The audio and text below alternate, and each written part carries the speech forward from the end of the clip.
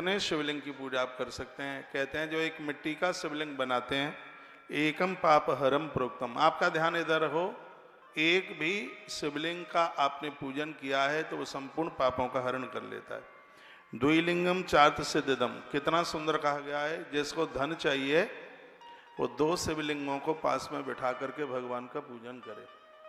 शिव महापुराण तो बहुत प्रमाणित है ना, यह तो बहुत बड़ा प्रमाणित है, प्रमाण है। क्या अद्भुत बात कही है। एकम पाप हरम प्रोक्तम, एक शिवलिंग का अभिषेक आप करते हैं तो मिट्टी के पार्थिव शिवलिंग की पूजा कर बात अद्भुत बताई गई है, तो वो संपूर्ण पापों का हरण कर लेता है। द्विलिंगम अर्थ सिद्धिदम, यदि आपने 2 शिवलिंग एक जगह रखकर उनका पूजन कर लिया है तो ये अर्थ की सिद्धि दे देता है, ये पैसा दे देता है, ये रुपया दे देता है।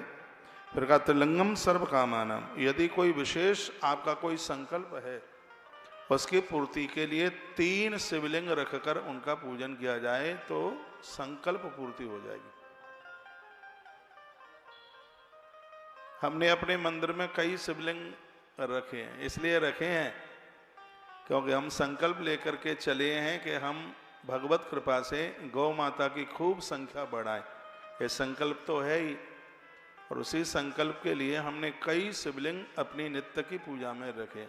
ये नहीं कि आपको ही बताने के लिए है, इसका हम भी नियम को पूरा करें। त्रिलिंगम सर्व कामाना, यदि आपका कोई ऐसा कामना है, बच्चे को कुछ ज़्यादा विशेष बनाना है, वो अच्छे नंबरों से पास हो जाए, बेटी को अच्छा घर मिले, कोई मंदिर बनाने के लिए जा रहे हो, कोई प्लॉट खरीदने के लिए जा रहे हो, कोई दुकान बनाने के लिए जा रहे हो, ऐसी यदि कोई कामना है तो उस कामना की पूर्ति के लिए मिट्टी के 3 शिवलिंग बना करके एक परात में रखकर, पीतल की परात में रखिए और उनका पूजन कीजिए, फिर उन्हें विसर्जित कर दीजिएगा। वर्णन है कि ऐसा आपने लग करके यदि 11 दिन 11 दिन कर लिया है तो भगवान महादेव आपके कामना की पूर्ति कर देंगे, ऐसा वर्णन। शिव महापुराण जितनी बार आप सुनेंगे उतनी बार नई सी दिखेगी। भाई यूट्यूब गड़बड़ हो रहा है, लोगों के मैसेज आ रहे हैं। और आगे क्या लिखा है, लिखा है कारणम परमीरितम, कहा गया है कि यदि इससे और ज्यादा संख्या में आप मिट्टी के पार्थिव शिवलिंग की पूजा करते हैं तो वह आपको भक्ति और मोक्ष को दिलाने वाली गिनती होती है। 3 तक तो संसार की चीजें आपको मिलेंगी। पहला शिवलिंग पापों को काट देगा, दूसरा शिवलिंग है देखा द्विलिंगम चार्थ सिद्धिदम, दूसरा शिवलिंग है वो आपको अर्थ दे देगा, पैसा दे देगा, तीसरा आपकी कामना की पूर्ति कर देगा, और इससे जो ऊपर हैं वो आपको भक्ति और मुक्ति दोनों को प्रदानित कर देगा। ऐसी महिमा शिवलिंग की। लिखा है लिंगा नाम अयुतम कृता पार्थिवानम सुबुद्धिमान, बुद्धिमान मनुष्य यदि 10,000 मिट्टी के शिवलिंग का पूजन कर लेते हैं वो राजा के भय से मुक्त हो जाते हैं। बुरा नहीं मानिएगा, राजा लोग बड़ा परेशान करते हैं। हाँ, या तो कृषि क्षेत्र में ना हो तो बढ़िया है, ये तो राजनीति से जुड़े हुए लोग धमकी ही देते रहते हैं। थोड़ी भी पहुंच हो तो फिर तो उस गली में जीना ही बड़ा मुश्किल होता है। लिखा है कि जिसने 10,000 मिट्टी के शिवलिंगों का पूजन किया है तो वो राज भय से मुक्त हो जाता है। लिखा है कारागृह आदि से छूटने के लिए 10,000 शिवलिंगों का अर्चन करना चाहिए। झूठा केस लग गया है, कोर्ट कचहरी के चक्कर लगाने पड़ रहे हैं और निर्दोष कोई जेल में बंद हो गया है, तो प्रमाण है इस ग्रंथ में कारागृह दिस्मुक्ति अयुतम कार्यत बुधः, 10,000 मिट्टी के शिवलिंग पर पूजन करने से व्यक्ति कारागृह से मुक्त हो जाता है। और यहां से हर बात एक प्रमाण के साथ श्लोक बोल के और उसका अर्थ करके कही जा रही है। और इसमें एक और अच्छी बात कही गई है, इसमें कहा गया है कि जिसने 10,000 मिट्टी के शिवलिंग बना करके पूजन किया है उसके ऊपर कभी झूठे मुकदमे लग ही नहीं सकते, उसे कभी जेल जाने की जरूरत पड़ ही नहीं सकती। यह बड़ी अद्भुत बात कही गई। कहा गया है जिनके घर में भूत प्रेत का चक्कर है, रात को गलत सपने आते हैं, रात्रि को बड़ी बेचैनी होती है, ऊपरी बलाए कहते हैं जिसको हवा बयार कहते हैं जिस घर में 7,000 लिंग शिवलिंग का अर्चन हो गया है, पूजन हुआ है, उस घर में कभी भूत प्रेतों का साया टिक नहीं सकता, उस घर में ये कभी दिक्कत हो ही नहीं सकती। 7000 मिट्टी के शिवलिंग की पूजा की। मैं श्लोक बोले देता हूँ। डाकिन्यादिभयीम सप्त सहस्रम कार्य तदा। डाकनी, साकनी, भूत, प्रेत, पिशाच, बेताल।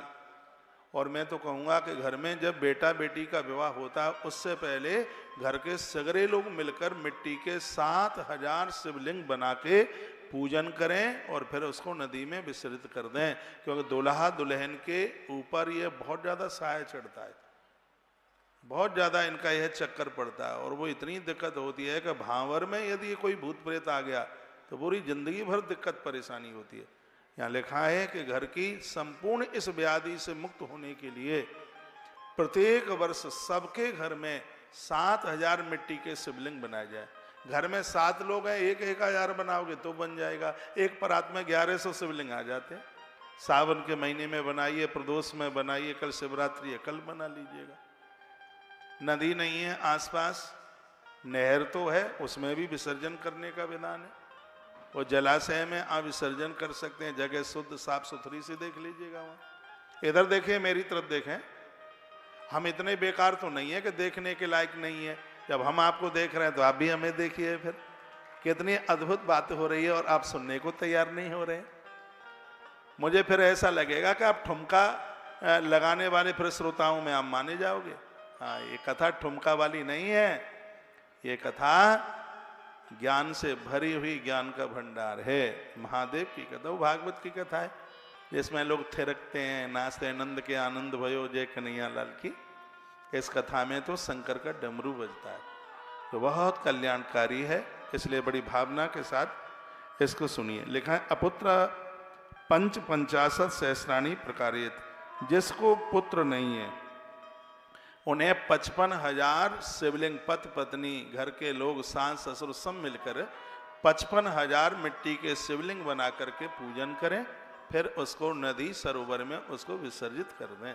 भगवान की कृपा से संतान चल करके आ जाएगी। एक और अच्छी बात कही है, वो भी सुन लो। नई नई शादी हुई है, दुल्हा दुल्हन पति पत्नी दोनों, बच्चे को जन्म देने से पहले 55,000 मिट्टी के शिवलिंग बनाकर महादेव का पूजन करके फिर उसका विसर्जन करें, उनके घर में अद्भुत संतान का जन्म होगा। शिव महापुराण इसके लिए साक्ष्य। देखो मेरे पास में शिव महापुराण है, संस्कृत वाली शिव पुराण है। मैं कोई डायरी रख के कथा नहीं कह रहा हूँ। ये शिव पुराण, ये ग्रंथ है, 2 भागों में है। ये पहला भाग है उसका, और संस्कृत का ग्रंथ है। ये संस्कृत का श्लोक बोल के मैं व्याख्यान कर रहा हूँ, और इसी शिव महापुराण में ये बात कही जा रही है। थोड़ा धीमे बजाओ, थोड़ा धीमे धीमे और धीमे। तो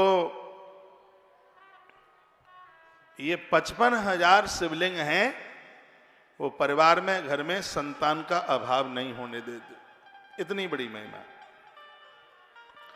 और फिर क्या कहा गया है कि लिंग नाम युतनीव कन्या का संतति लभित। ऐसे लोग तो बहुत कम हैं जो बेटी का जन्म चाहें, बिटिया को, जिनको बेटे ही बेटे हैं। और जो बेटी चाहते हैं वो चाहते हैं कि हमारे घर में एक बेटी चल करके आ जाए। उन्हें 10,000 मिट्टी के शिवलिंग बनाकर महादेव का पूजन करना चाहिए। यदि वो बिटिया के लिए संकल्प करेंगे तो उनके घर में कन्या का जन्म हो जाएगा। कितनी अद्भुत कथा है।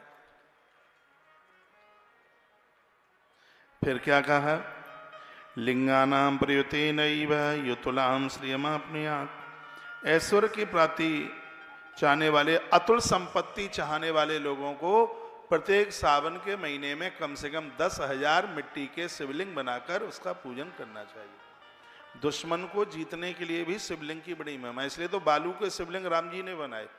जो आज मंदिर में बैठे हैं रामेश्वर नाथ, वही तो हैं जो रावण को जीतने के लिए प्रभु श्री राम जी ने बनाए। तो पार्थिव पूजा का इतना बड़ा महत्व है, इतनी बड़ी महिमा है। इतना जरूर ध्यान रखना, मिट्टी की कोई भी प्रतिमा है लंबे समय के लिए उसको घर में नहीं रखा जाता। जैसे आप दिवाली को मिट्टी के गणेश जी और लक्ष्मी जी आप पूजते हैं, तो ऐसा नहीं है पूरा साल भर तक उसको आप घर में रखें। कार्तिक की जो पूर्णिमा आती है, उस पूर्णिमा के दिन उन्हें आप विसर्जित कर दीजिएगा। मिट्टी के हैं, तो उनको आप विसर्जित कर दीजिए। आप मेरी तरफ देखिएगा।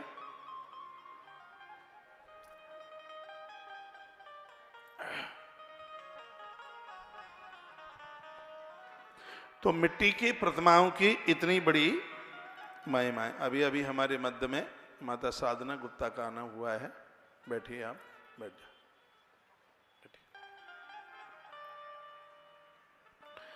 और फिर वर्णन किया गया है, कहा गया कोटि कांतुलिंगानाम या करोत नरो भुवि शिवैव भविष्योपि नात्र कार्य विचारणः।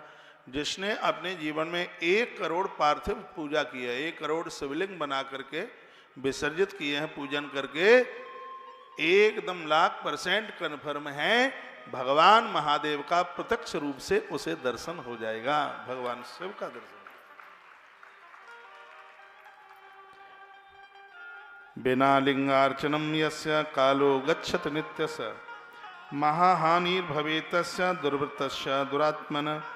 जिस मनुष्य का समय रोज बिना लिंगार्चन के व्यतीत होता है, उस व्यक्ति को बहुत बड़ी हानि हो सकती है, उसे नुकसान हो सकता है, उसे घाटा हो सकता है, बीमारियां आ सकती हैं, धन समाप्त हो सकता है, अग्नि का प्रकोप हो सकता है, बाढ़ इत्यादि में नुकसान हो सकता है, कोई डूब के खत्म हो सकता है, कोई जल के खत्म हो सकता है, कोई फांसी लगा करके खत्म हो सकता है। तो इसका मतलब ये है, सनातनी जितने भी महान भाव हैं वो भगवान शंकर की पूजा के बिना चूके नहीं।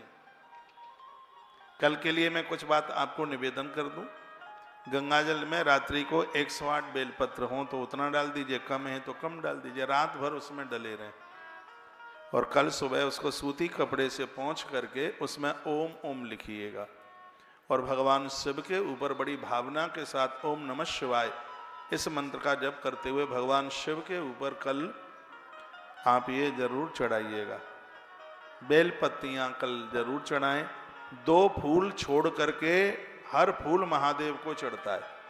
कौन से 2 फूल नहीं चढ़ते हैं? एक केतकी केवड़े का फूल नहीं चढ़ता और दूसरा है चंपा का फूल भगवान महादेव को नहीं चढ़ता। सूर्य भगवान को अकौआ का फूल नहीं चढ़ता, अगस्त फूल कहते हैं जिसे, आंख का फूल सूर्य भगवान को नहीं चढ़ता। दुर्गा मैया को दुर्वा नहीं चढ़ती और गणेश जी को भूल करके भी तुलसी नहीं चढ़ती, ऐसा हमारे ग्रंथों में लिखा है। नहीं तो घोर गरीबी चल के आती है, धन का नाश हो जाता है। तो ये जरूर ध्यान रखिए, किसी भी देवता के ऊपर टूटा चावल नहीं चढ़ाया जाता। चावल पूरा लंबा हो, बिल्कुल स्वस्थ हो, तंदुरुस्त हो, पूरा का पूरा साबुत हो, वही पूजा में लिया जाता है। ये नहीं कि तुम 150 रुपया किलो का चावल खाओ और भगवान को 15 रुपया किलो वाला टूटा टूटा चढ़ाएं। नहीं, साबुत, उसका नाम अक्षत है। जो क्षय नहीं है इसलिए तो वो अक्षत है। इधर देखिए, फिर लिखा एकता सर्वदानानि व्रतानि विविधानि च तीर्थानि नियमा यज्ञ लिंगार्चन एकता स्मृता। एक और दुनिया के सगरे दान, आप सुन नहीं रहे हैं, एक तरफ दुनिया के पूरे दान, एक तरफ संपूर्ण तीर्थ यात्रा, एक तरफ संपूर्ण यज्ञ, उससे जितना पुण्य प्राप्त होता है एक बार के भगवान शंकर के महारुद्राभिषेक करने से उतने फल की प्राप्ति हो जाती है। रावण को जीतने के लिए मेरे भगवान प्रभु श्री राम जी ने सागर के किनारे भगवान का महारुद्राभिषेक किया। गोपेश्वर भगवान का अर्चन भगवान श्री कृष्ण ने किया। आखिर में तो कोई बात होगी तो पुरातन काल से, प्राचीन काल से भगवान शिव की पूजा होती हुई आ रही है। पूरी दुनिया का सर्वे किया जाए तो भगवान शंकर के मंदिरों से ज्यादा कोई मंदिर नहीं मिलेंगे। शिव महापुराण में तो लिखा है कि मृत्यु लोक की धरती की 1 इंच जमीन ऐसी नहीं है जहां शिवलिंग ना हो। किसी न किसी रूप में भगवान महादेव विराजित हैं। और आनंद की बात देख लो, शंकर जी की पिंडी के टुकड़े टुकड़े हो जाएं तो भी खंडित नहीं माना जाता। यह इसकी बहुत बड़ी महिमा है। महादेव अपने आप में बिल्कुल अखंड है। प्राचीन प्रतिमाओं को मत बदलिए बिल्कुल भी। जो प्राचीन जो प्रतिमाएं अनादिकाल से 100-100 साल पुरानी है, ये मन सोचिए कहीं थोड़ा सा झर गया है, अब वहाँ जाइए, महाकाल जाइए, आजकल अंदर जाना बंद कर दिया है, वहाँ पानी डालते डालते तो थोड़ा कुछ भाग घिस के नीचे आ गया है, ओमकारेश्वर में भी ऐसा हुआ है, बटेश्वरनाथ में भी ऐसा हुआ है। तो ऐसा नहीं है कि अब इनकी महिमा नहीं रही, इनकी महिमा उतनी है जो अनादि काल में थी। यही तो शंकर की महिमा है जो कभी खंडित ही नहीं होते, अपने आप में अखंड है भगवान शंकर। क्या लिखा गया? कलौ लिंगार्चनम श्रेष्ठम यथा लोके प्रदर्श्यते तथा न्यनास्त शास्त्राणी एस सिद्धांत निश्चय। इस बात को माथे में बिठा लीजिए, कलयुग में जितनी महिमा लिंगार्चन की है उतनी महिमा किसी भी पूजा की नहीं है। जितना के रुद्राभिषेक शिवलिंग पूजन का जितना महात्म्य है उतनी और किसी पूजा की है ही नहीं। शिवलिंग भोग और मोक्ष दोनों को देता है और आपदाओं का हरण करता है, ये शिवलिंग की महिमा है। आपको पता है 2013 में इतनी बड़ी तबाही आई उत्तराखंड में, मैं बद्रीनाथ में था उन दिनों में, कथा के लिए गया था, 1500 लोग थे हमारे साथ। महादेव की कृपा से सब सुरक्षित आए, किसी का कुछ नहीं बिगड़ा, लेकिन फिर भी हजारों की संख्या में तबाही हो गई। लेकिन जिन्होंने भगवान केदारनाथ की पिंडी से लटक गए, घंटे से लटक गए, नंदी से लटक गए, उनके प्राण बच गए। ये तो आपने टेलीविजन चैनलों के माध्यम से सुना ही होगा। शंकर जी हर प्रकार से जीव की रक्षा करते हैं। यहाँ क्या लिखा है? भुक्ति मुक्ति प्रदम लिंगम विविधा पन निवारणम पूज्यत्वा नरो नित्यम सेवा सायुज मापन्याद। भगवान शंकर भोग मोक्ष तो देते ही हैं, आपदाओं का हरण कर लेते हैं। और कहा गया कि इसका नित्य अर्चन करके मनुष्य शिव सायुज्य को प्राप्त हो जाता है, उसकी मौत नहीं बिगड़ती। मैं मैनपुरी की व्यासपीठ से एक बात कहना चाहूँगा। जीव का जन्म होता है तो इतना कष्ट होता है कि 10 लाख बिच्छू डंक मारे, और जब उसकी मौत होती है तो इतना कष्ट होता है 20 करोड़ बिच्छू डंक मारे। लेकिन भगवान महादेव का जिसने जन भजन किया है, मरते समय उसे इतना भी कष्ट नहीं होता कि जितना कष्ट पांव में कांटा लगे तब उसे जितना कष्ट हो, मृत्यु के समय पर उतना भी कष्ट नहीं होता। यह भगवान शिव की बड़ी कृपा है। शंकर की, शंकर जी इष्ट का दर्शन करा देते हैं, यह उनकी बहुत बड़ी महिमा है। तो अस्य बनाममयम लिंगम नित्यम पूज्यम महर्षि। महर्षियों को शिव नाम में इस लिंग की नित्य पूजा उन्होंने की है, हम और आप भी करें। तो यह है भगवान शंकर का जो शिवलिंग है उसको बड़ा श्रेष्ठ माना गया है, इनकी पूजा करनी चाहिए। ये वर्णन किया गया है प्रमाण में। 3 प्रकार के लिंगों का भी वर्णन किया गया, उत्तम, मध्यम और अधम, 3 प्रकार। उसे आप लोग सुने। भगवान बताते हैं जो 4 अंगुल ऊंचा और देखने में सुंदर वेदी से युक्त है, यानी जो जलहरी में है, उसको उत्तम शिवलिंग कहा गया है। इसलिए उसी शिवलिंग का पूजन कीजिए जलहरी में। चांदी की बनवा लीजिए, पीतल की बनवा लीजिए, शिवलिंग जलहरी में ही होना चाहिए। उसको बहुत उत्तम माना गया है, उसको बहुत विशेष माना गया है। शास्त्र में ऐसे शिवलिंग को बहुत ज़्यादा विशेष माना गया है, बहुत बढ़िया माना गया। जो अंगूठे से छोटा है, अंगूठा कम से कम अंगूठे के बराबर तो शिवलिंग होना ही चाहिए। जो अंगूठे से बिल्कुल छोटा है उसको मध्यम माना गया है, और जो बिना जलहरी के लिए है उसको निम्न माना गया है। इसलिए शिवलिंग का पूजन हमेशा जलहरी के ऊपर ही होना चाहिए। जो भक्ति तथा श्रद्धा से युक्त होकर शिवलिंग पूजन करता है, निश्चित रूप से वो मनोवांछित फल प्राप्त करता है। ऐसा सब पुराण में लिखा, पूजयेत लभेत कामान मनसा मान सेप्सिताम। उसकी सभी मनोकामनाएं पूरी हो जाती हैं। रावण ने, ये बड़ी गुप्त बात है, रावण ने महादेव की पूजा करके कभी सोना चांदी रुपया पैसा नहीं मांगा। हमने ग्रंथों में पढ़ा है कि जब वो पूजा करता था महादेव की तो एक बात कहता था कि मरते समय मुझे भगवान का दर्शन हो जाए, मेरे मालिक मुझे ये दे देना। जब रावण नीचे गिरा था तो महादेव की कृपा से प्रभु राम उसके सन्मुख खड़े हुए थे, उसकी आंखों के सामने खड़े थे। जो महादेव की पूजा करे और उसे भगवत दर्शन न हो, वो मुक्त न हो, ऐसा कभी हो ही नहीं सकता। आप किसी भी देवी देवता के भक्त क्यों न हो, लेकिन अपनी पूजा में भगवान महादेव को जरूर पूजिए। बड़ी सीधी पूजा है, एक लुटिया जल महादेव को चढ़ा दो, इसी में ही प्रसन्न हो जाता है। जलधारा से वह प्रिय, सिर्फ पानी से प्रसन्न होता है। ऐसा महादेव है जिसके मंदिर में किवाड़ कपाट लगाने की जरूरत नहीं है, ऐसा है। कोई किवाड़ विवाड़ की उसको जरूरत ही नहीं होती है। देखो तो चबूतरे पर बैठा है, पेड़ के नीचे बैठा है, बेल पत्र के नीचे बैठा है, बरगद के नीचे बैठा है, चौड़े में बैठा है, मरगट शमशान में बैठा है। ऐसा तो देव ही नहीं मिलेगा। ओ अद्भुत है, निराला देव है। बड़े भाग्यशाली वह लोग हैं जो महादेव के प्रति श्रद्धा रखें। न लिंगाराधना दद्यम पुण्यम वेद चतुष्टय। चारों वेदों में भगवान महादेव के शिवलिंग पूजन का वर्णन किया गया। एक भी वेद ऐसा नहीं है जिसमें वर्णन किया गया। भगवान की तो हर चीज प्रणाम करने को लायक है, वंदन करने को लायक है। वेद का एक यजुर्वेद का एक मंत्र है, मैं आपको सुना रहा हूं। नमस्ते रुद्र मन्यव तोत कवे नमः बाव्या मुतते नमः। ये वेद का मंत्र है। इसका अर्थ है कि महादेव का क्रोध भी पूजने के लायक है, क्योंकि शंकर बिना कारण के क्रोध नहीं करते। भगवान महादेव के तो आयुध भी पूजने के लायक है, इसलिए तो त्रिशूल की पूजा होती है। उनकी हर चीज पूज्य है। अरे उसका तो गले का सांप भी पूजा के लायक है। साल में नाग पंचमी को उसको भी दूध पिलाया जाता है। तो शंकर के साथ जो भी लोग जुड़े हैं भैया, उनकी वंदना हो जाती है, वो वंदित हो जाते हैं, पूजित हो जाते हैं। तो विद्यते सर्व शास्त्राणामेश विनिश्चया। चारों वेदों में लिंगार्चन से बढ़कर कोई पुण्य नहीं बताया गया, ऐसा शास्त्रों का निर्णय है। हर वेद में लिंगार्चन की बात कही गई। विद्वानों को चाहिए कि समस्त कर्म प्रपंच का त्याग करके परम भक्ति पूर्वक वो भगवान शंकर की पूजा। भक्ता प्रमेया विद्वात एकमेकम एक लिंगम प्रपूज्येत। ज्यादा नहीं, घर में एक लिंग तो जरूर रखिए, एक शिवलिंग जरूर रखिए। केवल शिवलिंग की पूजा हो जाने पर क्या लिखा है, समग्र देवताओं की पूजा हो जाती है। एक अद्भुत बात सुन लो, थोड़ा और धीमे बजाइए। आपको सुबह भोर में कहीं जल्दी जाना है और आपके मंदिर में 25 देवता है, आपको 2.5 घंटा लगता है उनको नहलाने में, धुलाने में, आरती करने में। कितनी सुंदर बात कही है। आपके पास टाइम नहीं है, एक लोटा जल अपने मंदिर में महादेव के ऊपर चढ़ा करके चले जाइए, सगरे देवताओं की पूजा करने का नियम तत्काल आपका पूरा हो जाता है।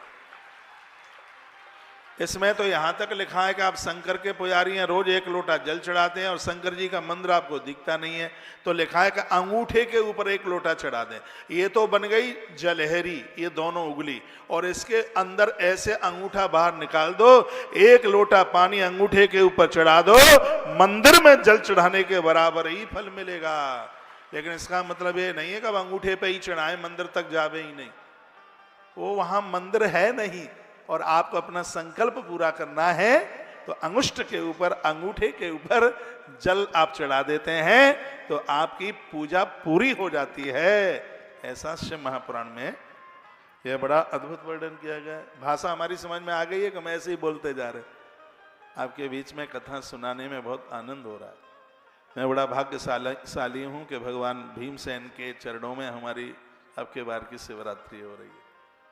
हाँ, कई बार मैनपुरी आया, ये सौभाग्य पहली बार मिला है। कल सब लोग महामंदिर में आना, बहुत आनंद आएगा। आप 30, 40, 50, 60, 70 के हो गए होंगे। ऐसी 4 पहर की पूजा मुझे लगता है आपने देखी ही नहीं होगी, जो कल आनंद मिलने वाला। आप गांवों से हैं, दूर से हैं, कहीं से, कल आप जरूर आइएगा। कल हम 9 बजे से वहीं होंगे, तो आप लोग जरूर पधारिएगा। 4 बजे आपको छुट्टी कर देंगे, फिर आप जाकर के थोड़ा सा सो लीजिए, क्योंकि 4 पैर की पूजा करने के बाद थोड़ा सोने का विधान है। भले ही 5 मिनट सोएं, कमर सीधी करें, उसके तत्पश्चात फिर स्नान कर लीजिए, फिर अपने कामों में लग जाइए। अब मैं थोड़ी सी और इस बात को आगे के लिए बढ़ाऊं। सर्वमेत परित्यज्य कर्म जालम शेषतः भक्त्या परमया विद्वात एकमेकम प्रभुजेत। विद्वानों को चाहिए, समझदार लोगों को चाहिए कि उनके घर में कम से कम एक शिवलिंग तो होना ही चाहिए। वर्णन किया गया है कि घर में 4 बच्चे हैं और तो 4 मंदिर चाहिए कि एक से ही काम चल जाएगा। एक प्रश्न है, घर में 4 बच्चे हैं, 4 बहुएं हैं, तो अब मंदिर 4 चाहिए कि एक से ही काम चल जाएगा। तो बड़ा अद्भुत वर्णन है लिंग, उसमें गरुड़ पुराण में भी वर्णन किया गया है। यदि एक ही चूल्हे पर सबका भोजन बनता है तो एक ही मंदिर चाहिए, और सबकी रोटियां, चूल्हा चौका अलग अलग हो गया है तो जितने हैं उतना मंदिर अपनी अपनी जगह पर छोटा सा विराजित कर लीजिएगा। एक और कही जाती है बात कि बड़े वाले करेंगे श्राद्ध, छोटे वाले करेंगे, बीच वाले नहीं करेंगे। बीच वाली बहू तो सास ससुर की प्रॉपर्टी लेगी, हिस्सा लेना है, उनका कोई ब्राह्मण थोड़ी ही जमाना है बीच वालों को। बीच वाले तो अपना भाग लेंगे, अपना हिस्सा लेंगे। बीच वाला रिंकू भाई, कोई रिंकू बैठे हो बुरा नहीं मानिएगा, उदाहरण एग्जाम्पल, तो वो मम्मी पापा का हिस्सा तो ले सकते हैं, लेकिन वो बीच वाले कढ़ाई नहीं चढ़ाएंगे, श्राद्ध नहीं करेंगे, ऐसा बिल्कुल भी नहीं है। मैं तो कहूँगा चूल्हा चौका अलग हो गया है तो पूर्वजों के निमित्त श्राद्ध सगरी बहुओं को करना ही चाहिए। अलग अलग रह रहे हैं, निकलने घुसने के रास्ते अलग हैं, मकान अलग है, तो सबको ही करना चाहिए। और जो पितृ तर्पण वगैरह ये सब कुछ करते हैं, इससे आने वाली पीढ़ी में संतान बहुत प्रसन्न रहती है, बड़ी तरक्की होती है। मैंने तो बहुत बार गरुड़ पुराण सुना है, यदि आप मेरी टीवी के भगत हैं तो आप जरूर सुनते होंगे।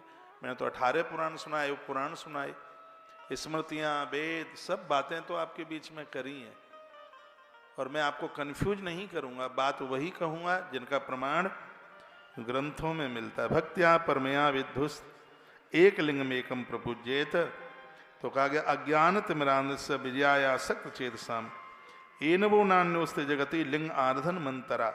अज्ञान रूपी अंधकार को मिटाने के लिए लिंगार्चन जरूर करें। क्या सुंदर लिखा है, जो बच्चे महादेव की पिंडी के सन्मुख दिया जला करके रखेंगे, संपूर्ण विद्या उन बच्चों के पास चल करके आ जाएगी। इतनी बड़ी महिमा। जिनके बच्चे पढ़ने में कमजोर हैं, भुलक्कड़ हैं, इनसे महादेव के मंदिर में, भोलेनाथ के मंदिर में संध्या काल में, प्रदोष काल में एक दिया जलवाकर भगवान भोलेनाथ के सामने आप रखवाइए। देखिए कितने पढ़ लिख करके तैयार हो जाएंगे, कितनी इनकी तरक्की होगी।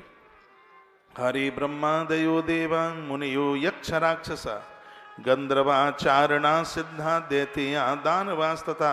ब्रह्मा विष्णु देवता तो महादेव की पूजा करते ही हैं, लेकिन राक्षस लोग भी, निशाचर लोग भी भगवान महादेव का पूजन करते हैं। द्वजानाम वेद के नापी मारिगणा आर्दनम बरम। ध्वजों के लिए वैदिक पद्धति से भगवान शंकर की पूजा उनके लिए परम श्रेष्ठ मानी गई है, परंतु अन्य लोगों के लिए कहा गया है कि उनके पास में वैदिक मंत्र नहीं आवे और सीधे सट्ट भी वो बस जय हो महादेव, हर हर महादेव, इतने से ही उनकी पूजा को भगवान स्वीकार कर लेते हैं। इसमें क्या वर्णन है? लिखा गया है जिनका जनेऊ हुआ है, उच्च जाति में जिनको जन्म मिला है, खाली ऊंची जाति में जन्म से ही मतलब नहीं है, जनेऊ संस्कार इत्यादि उनका हुआ है, तो वेद के मंत्रों के द्वारा भगवान शिव की वो पूजा करें। और वर्णन किया गया है कि निम्न जाति वाले जो लोग हैं, सिर्फ भगवान के दर्शन मात्र से बिना मंत्र बोले भी लुटिया जल का चढ़ा देते हैं, तो भगवान उसे वैसे ही स्वीकार करते हैं जैसे एक प्रकांड विद्वान वेद का मंत्र पढ़ करके लोटा पानी का चढ़ाता है। ये भगवान की महिमा देखिए, कितना बड़ा कंसेशन, कितनी बड़ी छूट रखी गई है। इसलिए कभी ये मत कहना कि भगवान ब्राह्मणों के ही है।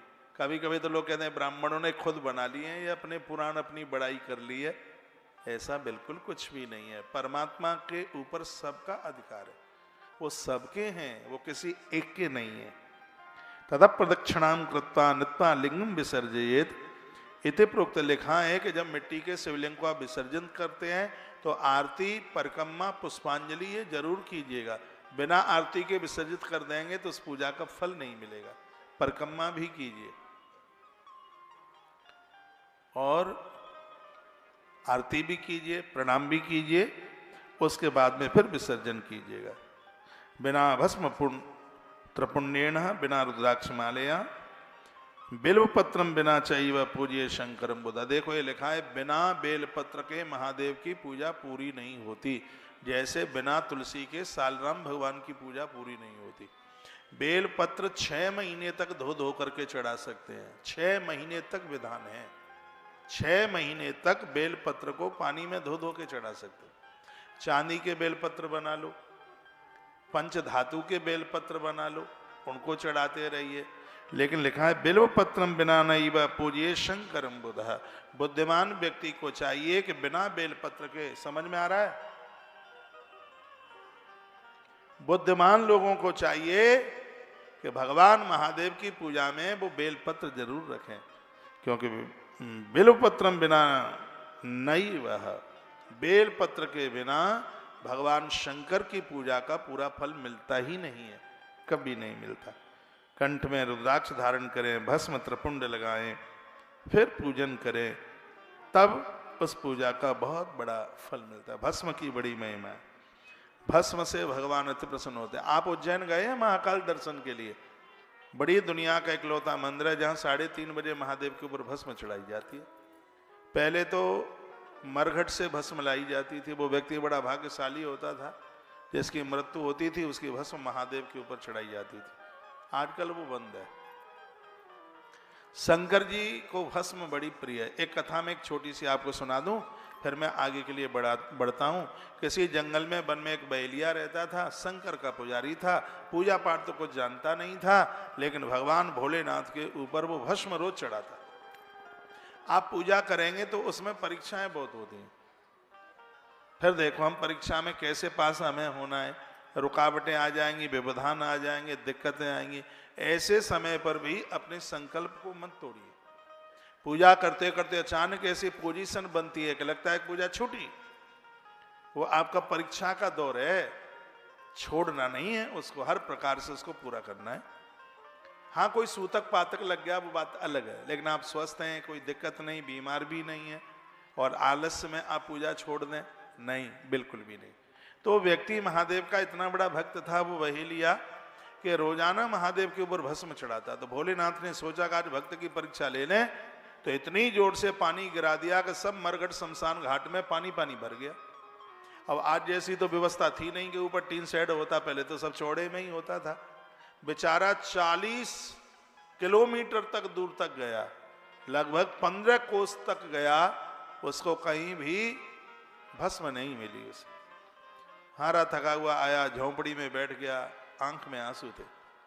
पत्नी ने कहा इतना समय हो गया, कहाँ चले गए थे, भोजन कर लो। रोने लगा, कहने लगा भोजन नहीं करता, मुझे बहुत वर्ष हो गए महादेव बाबा के ऊपर भस्म चढ़ाते हुए, आज मेरा संकल्प टूट रहा है।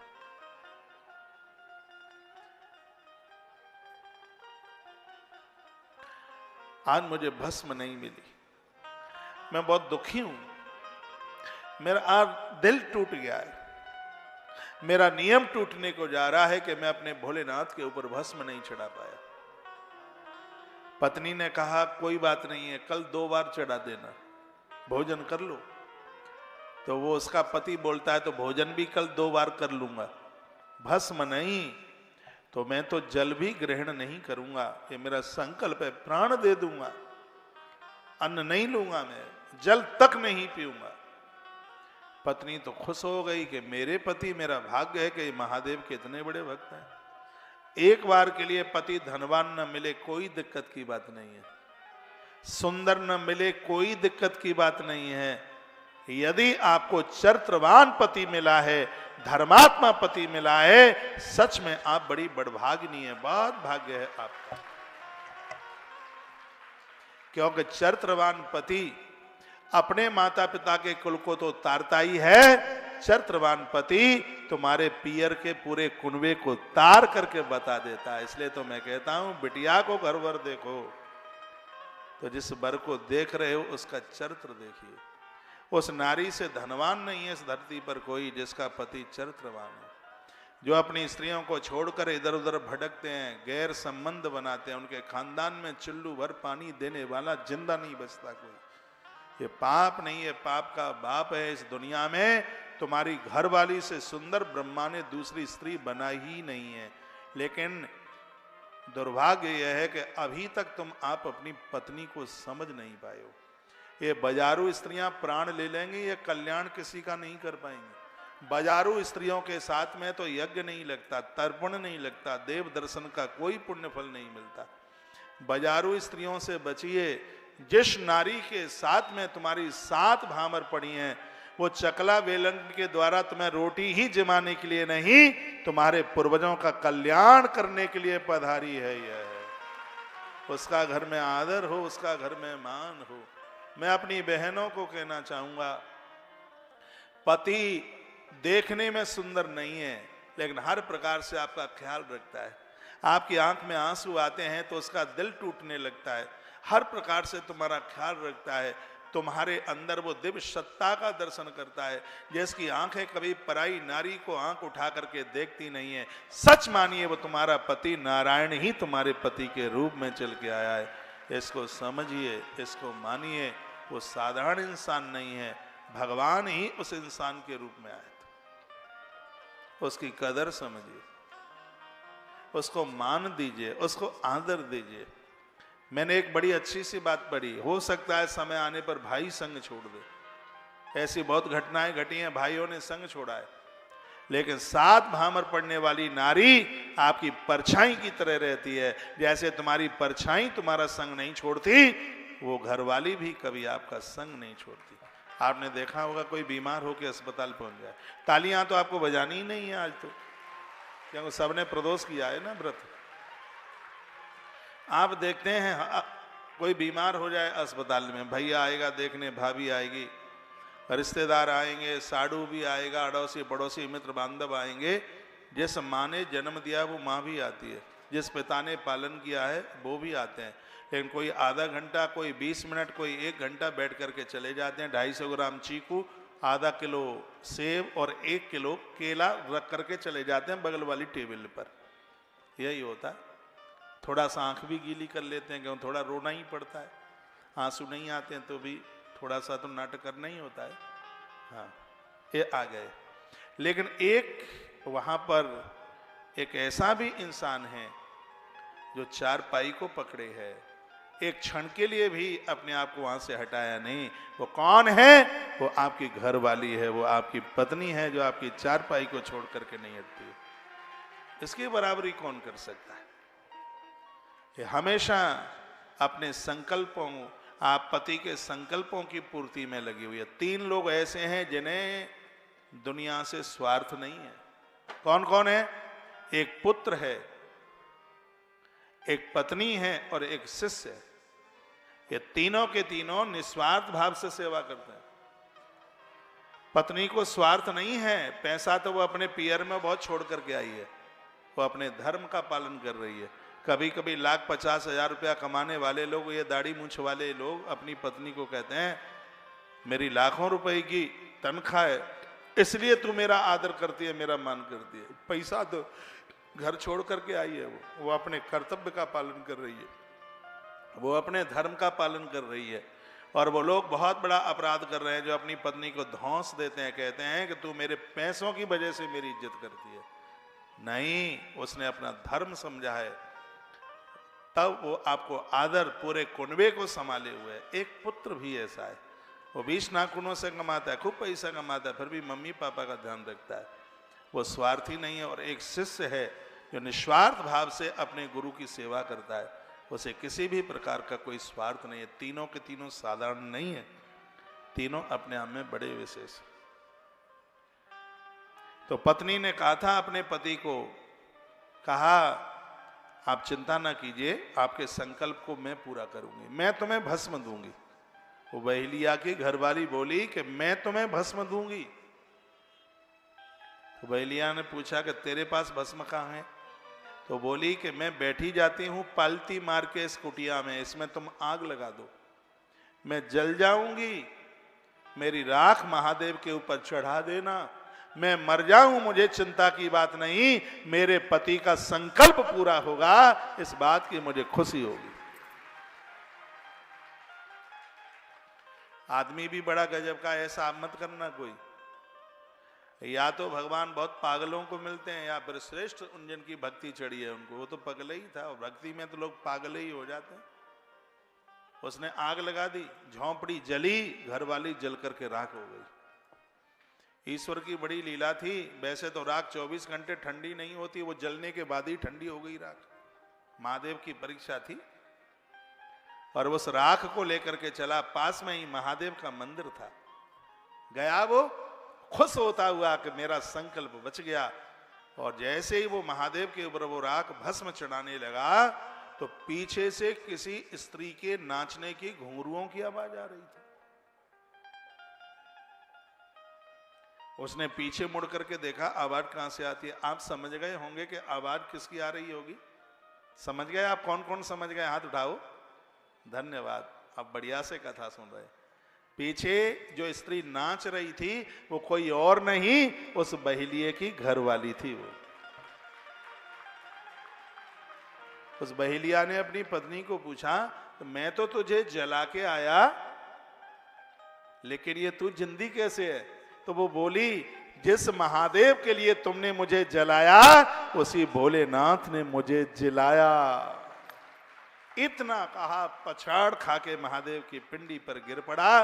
पिंडी फाड़ कर भगवान शंकर प्रकट हो गए, दोनों को कंठ से लगा लिया और कहा, जो मेरे ऊपर भस्म चढ़ाते हैं मैं उनके परिवार में लोगों की संख्या कम नहीं होने देता। ये भगवान शंकर बोले। दोनों के लिए दिव्य विमान आया। वो भस्म चढ़ाने वाला बहेलिया अपनी घरवाली के साथ भगवान के दिव्य रुद्र लोक के लिए चला गया। देवता नगाड़े बजा रहे थे और फूलों की वृष्टि हो रही थी, आनंद हो रहा था। ये भगवान महादेव की पूजा का प्रभाव है, उनके ऊपर भस्म चढ़ाने का यह प्रभाव है। तो ये रहा भस्म महात्म्य। ठीक है, भस्म प्राप्त मनुष्यश्रेष्ठा प्रवृत्ति शिव पूजन। उस शिव भक्त को बहुत श्रेष्ठ माना गया है। स्त्री पुरुष कोई भी हो, सबको अधिकार है जो भाल पर भस्म लगा करके भगवान शिव की पूजा करते हैं। भगवान शंकर उनके ऊपर बहुत ज्यादा प्रसन्न हो जाते हैं। बोले शंकर भगवान की जय हो। जो नित्य भगवान महादेव का पूजन करते हैं उन्हें प्रत्येक दिन कैलाश यात्रा करने का फल प्राप्त होता है। कैलाश के निवासी नमो बार बार हो। स्वर्ग 2 पंक्तियां गुनगुनाएंगे, दोनों हाथ उठा के तालियों के साथ।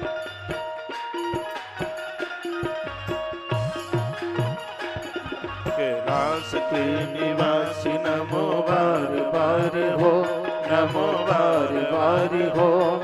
आयो शरण तिहारी भोला तारी तारी हो।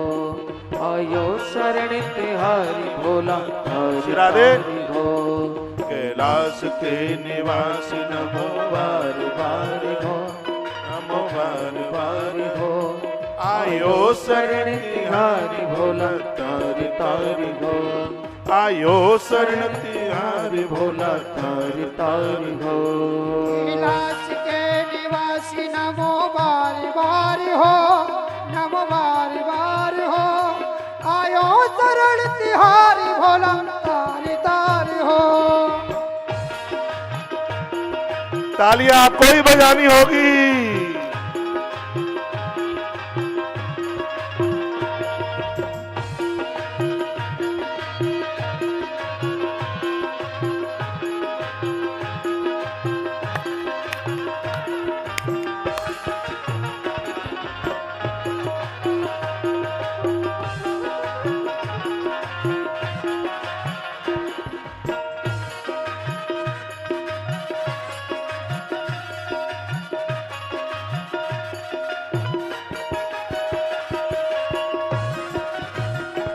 भक्तों को कभी शिव तूने निराश ना किया। भक्तों को कभी शिव तूने निराश ना किया। मांगा जिन्होंने चाहा वरदान दे दिया। मांगा जिन्होंने चाहा वरदान दे दिया। बड़ा है तेरा दायरा, बड़ा दातार तो आयो शरण तिहारी भोला तारी तारी हो। आयो शरण तिहारी भोला तारी तारी हो। कैलाश के निवासी नमो बार बार हो, नमो बार बार हो। आयो शरण तिहारी भोला तारी तारी हो। जय हो।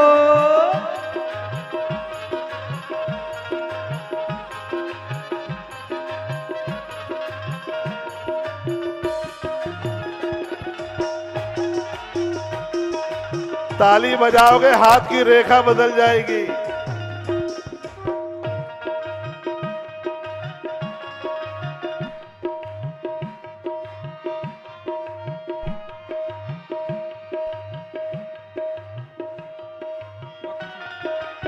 बखान क्या करूं मैं राखों के ढेर का, बखान क्या करूं मैं राखों के ढेर का।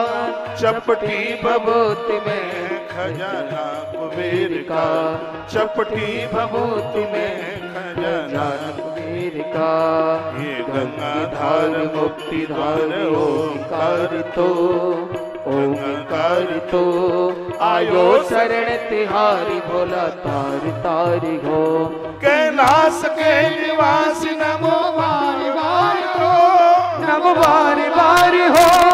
आयो शरण तिहारी भोला तार तारी हो। आयो शरण तिहारी भोला तार तारी हो। जय हो।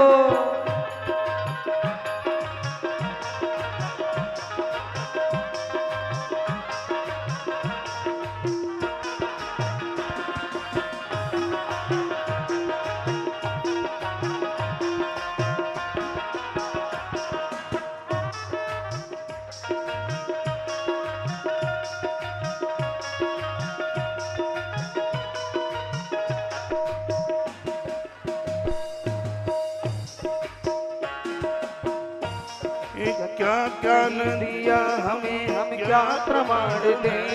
क्या क्या नहीं दिया हमें हम क्या प्रमाण दें। बस गए हैं तो लोक शंभु तेरे दान में, बस गए हैं तो लोक शंभु तेरे दान से जय पिया जीवन दिया हो,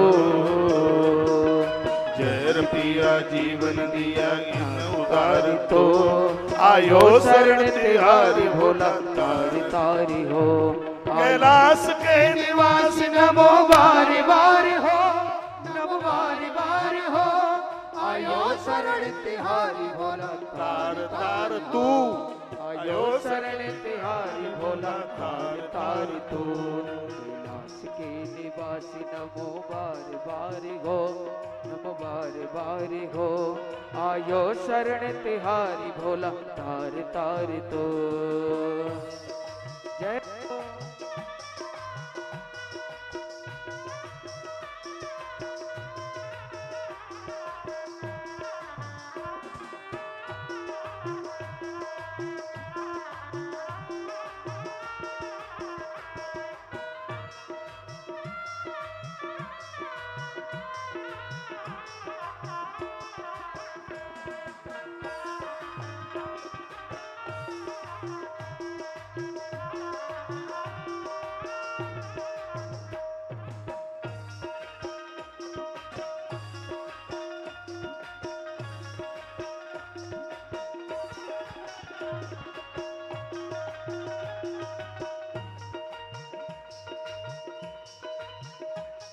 भक्तों को कभी से भी तूने निराश ना किया।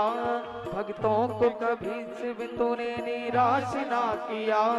मांगा जिन्होंने चाहा वरदान दे दिया। मांगा जिन्होंने चाहा वरदान दे दिया। बड़ा है तेरा दायरा बड़ा दातार तो, बड़ा दातार तो। आयो शरण तिहारी भोला तार तार तो। आयो शरण तिहारी भोला तार तार तो। कैलाश के निवासी नमो बार बार हो नमो बार बार हो। आयो शरण तिहारी भोला तार तार तो। आयो शरण तिहारी भोला तार तार तो। आयो शरण तिहारी भोला तार तार तो। आयो शरण तिहारी भोला तार तार तो। आयो शरण तिहारी भोला तार तार तो। कैलाश के निवासी नमो बार बार हो नमो बार बार हो। आयो शरण तिहारी भोला तार तार तो। आयो शरण तिहारी भोला तार तार तो। भोलेनाथ भोलेनाथ भोलेनाथ भोलेनाथ भोलेनाथ भोलेनाथ मेरे बाबा बाबा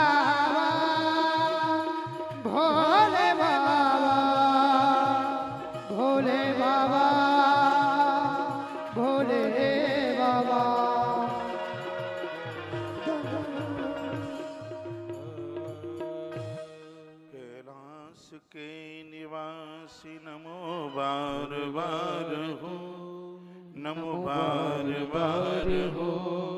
आयो शरण तिहारी भोला तार तार तो, आयो शरण तिहारी भोला तार तार तो।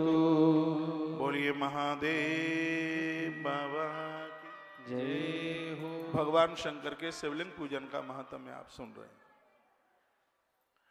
एक बार सगरे देवता ब्रह्मा जी के पास पहुंचे और कहा दैत्य ताकतवर हो रहे हैं और हम देवताओं की शक्ति का ह्रास हो रहा है, ऐसा हम क्या करें जिससे हमारी ताकत बढ़े, हमारी शक्ति बढ़े। विधाता ब्रह्मा कहने लगे कि तुम्हारी ताकत बढ़ाने के लिए, शक्ति बढ़ाने के लिए भगवान महादेव का शिवलिंग पूजन चाहिए, उसकी पूजा करें। विश्वकर्मा जी को बुलाया, सभी देवताओं के लिए श्री विश्वकर्मा जी ने शिवलिंग बना के तैयार किया। और ये भी सुनने लिखा है, विश्वकर्मण्यथा संभो कल्पयत्ता सुभानि च लिंगान सर्वदेवेभ्यो देयानी वचनात् ममः।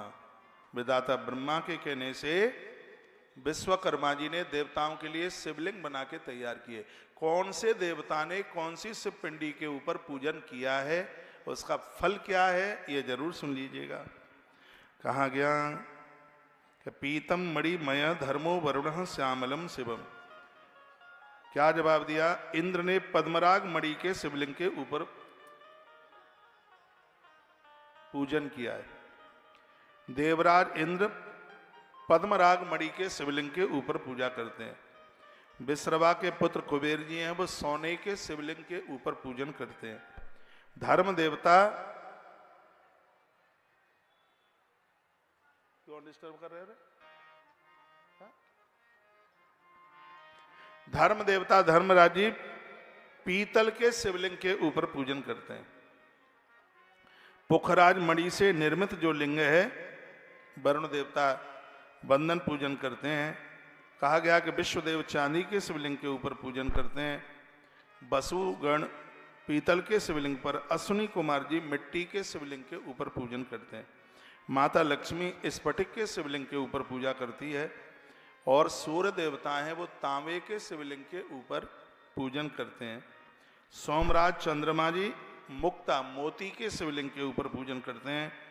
अग्नि देवता हीरे के शिवलिंग के ऊपर पूजन करते हैं। कहा गया है और कहा गया कि ब्राह्मण और ब्राह्मण की पत्नियां मिट्टी के शिवलिंग के ऊपर पूजन करती हैं। मय दानव चंदन के शिवलिंग पर और नाग जितने भी हैं वो मूंगा के शिवलिंग के ऊपर पूजन करते हैं। ऐसा वर्णन किया। माता दुर्गा जी हैं वो मक्खन के शिवलिंग के ऊपर रोजाना पूजन करती हैं और योगी महात्मा लोग भस्म के निर्मित शिवलिंग के ऊपर पूजन करते हैं। यक्ष दही के शिवलिंग के ऊपर पूजन करते हैं। वर्णन किया गया है कि इतना ही नहीं है, माँ भगवती लक्ष्मी के साथ में जितने भी हैं, बाड़ासुर है वो पारे के शिवलिंग के ऊपर पूजन करता है और मिट्टी के शिवलिंग बड़े विशेष बताए और सबका वर्णन है कि कौन से शिवलिंग पर पूजा करने से क्या प्राप्त होता है। ये जितने भी शिवलिंग हैं शक्ति देते हैं, संसार की भक्ति, संसार की वस्तुएं देते हैं, लेकिन इसमें वर्णन है कि जो नर्मदेश्वर बाण लिंग पर पूजन करते हैं उन्हें संसार के भोग और बाद में उन्हें मोक्ष की प्राप्ति हो जाती है।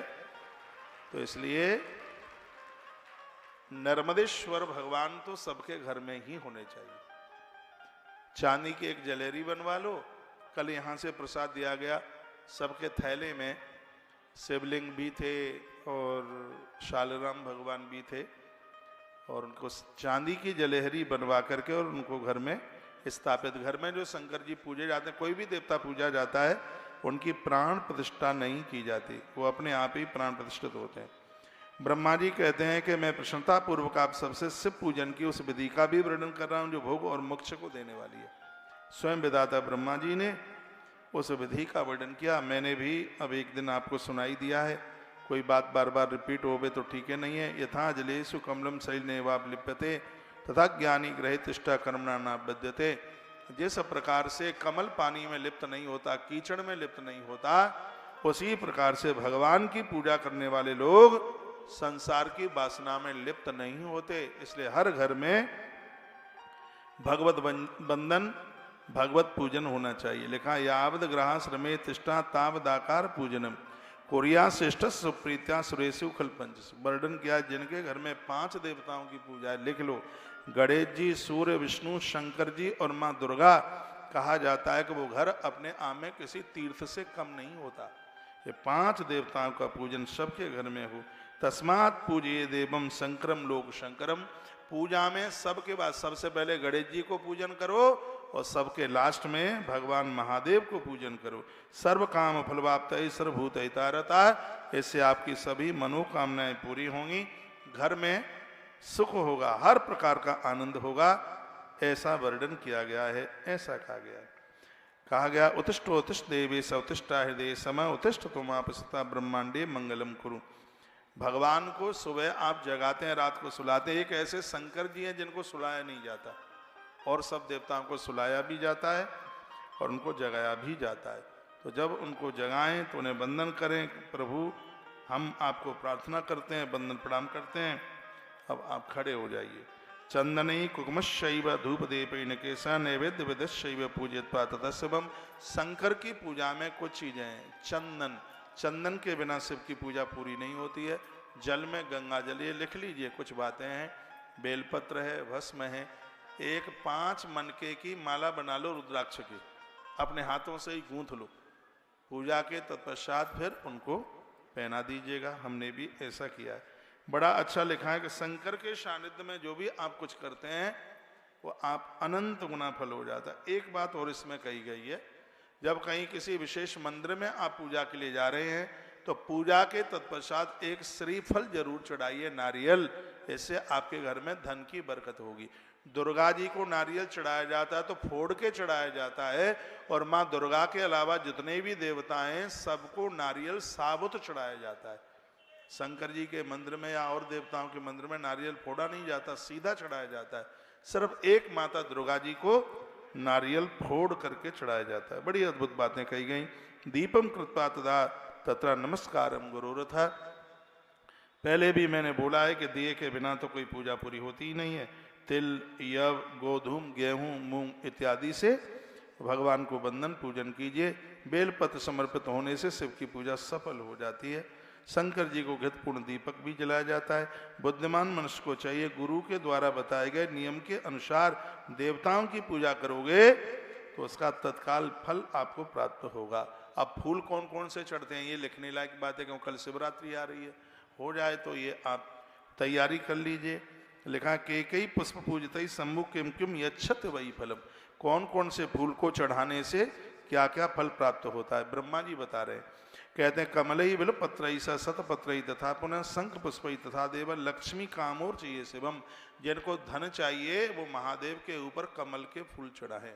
जिनको पैसा चाहिए लक्ष्मी प्राप्ति के लिए कमल के फूल चढ़ाइए, बेलपत्र चढ़ाइए और सतपत्र चढ़ाइए, समीपत्र चढ़ाइए, शंख पुष्पी के फूल चढ़ाइए। इससे अगाध धन की प्राप्ति होती है, कर्जे का निपटारा होता है। हो सके तो इनकी संख्या बढ़ा दीजिएगा, या इसमें तो 1-1 लाख फूल चढ़ाने की भी बात कही गई है। कहा गया है राज्य प्राप्ति की इच्छा करने वाले लोगों को और उनको चाहिए। देखो कितनी अच्छी बात कही गई है। इसमें कहा गया है कि भगवान महादेव के ऊपर साबुत आप चढ़ाते हैं, चावल तंदुल साबुत बिना टूटा हुआ, इसमें अखंड लक्ष्मी की प्राप्ति होती है। अखंड लक्ष्मी कहते हैं जो घर में धन टिकता है। भगवान शंकर के ऊपर चावल चढ़ाने की बड़ी महिमा। एक बात और मैं मैनपुरी की व्यासपीठ से कह रहा हूं, एकादशी के दिन स्वयं को चावल खाने का परहेज है। देवताओं को 11 को चावल चढ़ाने में कोई दोष नहीं लगता बिल्कुल भी। एकादशी के दिन आप यज्ञ कर रहे हैं, सामग्री पूरी नहीं मानी जाती जब तक उसमें चावल नहीं चढ़ाया जाता। मैं आपको कन्फ्यूज नहीं करूंगा, प्रत्येक एकादशी को मैं देवताओं की पूजा चावल से करता हूं। आज लाखों लोग हमारी बात के ऊपर विश्वास करते हैं तो हम आपको कन्फ्यूज थोड़ी करेंगे। चावल एकादशी के दिन दान की महिमा है, चावल का दान कीजिए। द्वादशी को तो खैर बहुत बड़ी महिमा है ही, लेकिन एकादशी के दिन तंदुलों से चावलों से यज्ञ करने पर, देवताओं का पूजन करने पर किसी भी प्रकार का कोई दोष नहीं लगता। शंकर जी की तो पूजा ही पूरी नहीं होती है बिना चावल के। शिव पुराण में लिखा है, ये वर्णन किया गया। इसमें लिखा है कि महादेव को चावल से पूजने पर अखंड लक्ष्मी की प्राप्ति होती है। इतना धन मिलता है कि धन जगह छोड़कर, स्थान छोड़ करके नहीं जाता, ऐसा वर्णन किया गया। लिंगम शिवम तथा पुष्पाखंडम तंडुलम तथा, लेकिन लिखा हुआ है कि प्रत्येक पार्थिव लिंग के ऊपर आप खंड रहित यानी टूटा ना हो साबुत आप चढ़ाइए, चंदन चढ़ाइए, चावल को थोड़ा चंदन में रंग लीजिएगा, जल धारा से अभिषेक कीजिए, धूप दीप नैवेद्य आरती प्रदक्षिणा नमस्कार, ये सब बातों का वर्णन किया गया है। आनंद आ गया, बड़ी अच्छी बात कही गई। बोलो भक्तु वत्सल भगवान की जय। जिनके दिमाग में ये बैठा है कि भगवान शंकर को तुलसी नहीं चढ़ती, मेरी इस बात को कोई काट के बता दे। मैं श्लोक बोल रहा हूं, अध्याय 14 रुद्र संहिता सृष्टि खंड का श्लोक नंबर 28 है। इसमें लिखा है कि संसार की वस्तुएं चाहिए और मरने के बाद मोक्ष चाहिए। भुक्ति मुक्ति फलम तस्या तुलस्या पूजिए दधी, तो आप भगवान महादेव को तुलसी के पत्तों से पूजन कीजिएगा। और आनंद की बात है कि 365 दिन तुलसी चढ़ती है शंकर जी को। प्रदोष काल में तो पूजा ही पूरी नहीं होती जब तक तुलसी मंजरी न चढ़ाएं तब तक। और मैं श्लोक संख्या भी बोल रहा हूं, अध्याय नंबर 14 रुद्र संहिता सृष्टि खंड और श्लोक नंबर 28। इसमें लिखा है भुक्ति मुक्ति फलम, मुक्ति भी चाहिए और धरती के भोग सामग्रियां भी चाहिए। तो आज से ही भगवान महादेव के ऊपर तुलसी चढ़ाना शुरू कर दो, तुलसी का पत्र चढ़ाना शुरू कर दीजिएगा। और एक बात मैं और कहूं, महादेव के ऊपर तुलसी चढ़ाने से जितना पुण्य मिले वो सब आपका, और महादेव के ऊपर तुलसी चढ़ाने से जितना अपराध लगे वो सब मेरा। पुण्य आप ले लो, अपराध मुझे दे दो, और क्या है। तालियां तो आपको बजानी ही नहीं है बिल्कुल। तो भगवान शंकर की पूजा किन किन चीजों से लिखा है, मुक्ति कामो भवित दो भई दरविश्य पूजनम चरित।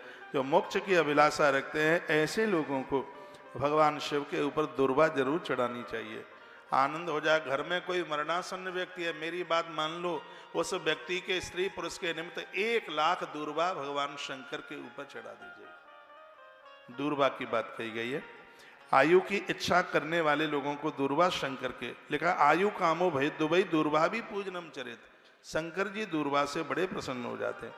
जैसे पुत्र की कामना है वो धतूरे के फूल भगवान महादेव को चढ़ाए, धतूरे के फूल। पुत्र कामो भविद्य भई धतूरा कुसुमश्चरित, धतूरे से पुत्र की कामना पूरी होती है। लाल डंठल वाला धतूरा चढ़ाइए, ये भी लिखा है। रक्त दंडश धतूरा पूजने सुवदस्मृता। एक सफेद डंठल वाला और आता है, लेकिन जिसका पीछे का जो धतूरे का फूल जानते हैं, माय की तुरई की तरह होता है, हॉर्न की तरह, आगे से ऐसे छोड़ा, पीछे से बिल्कुल पीपिया की तरह होता है। और ये दो तरह का होता है, एक सफेद होता है पीछे से, एक लाल होता है, और दोनों धतूरे चढ़ते हैं। इसमें वर्णन किया गया कि दुश्मन को जीतने के लिए सफेद धतूरे का फूल जिसका डंठल श्वेत है, और पुत्र कामना के लिए लाल धतूरा, पीछे धतूरा तो जो पीछे का जो डंठल उसका लाल है, संतान कामना के लिए उसको चढ़ाइए। तो पंचों बात समझ में आ रही है कि हम ऐसे ही चिल्लाते जा रहे हैं? तो ये कोई टोटके नहीं है, ये स्पष्ट इस ग्रंथ में वर्णन है। अगस्त कुसुमश्चैव, अगस्त फूल कहते हैं अकौआ। अकौआ का फूल देखा है आपने? अकौए को ऐसे जब उसको उतन दें तो उसमें से रुई टाइप की निकलती है, वो भी देखा है आपने? रुई निकलती है आंख के फूल में से, अंदर से। यदि किसी नारी की कोख को किसी ने बांध दिया हो, उसे कोई दिक्कत नहीं है, फिर भी उसको संतान नहीं हो पा रही है, लोग उल्टे पुल्टे काम कर देते हैं।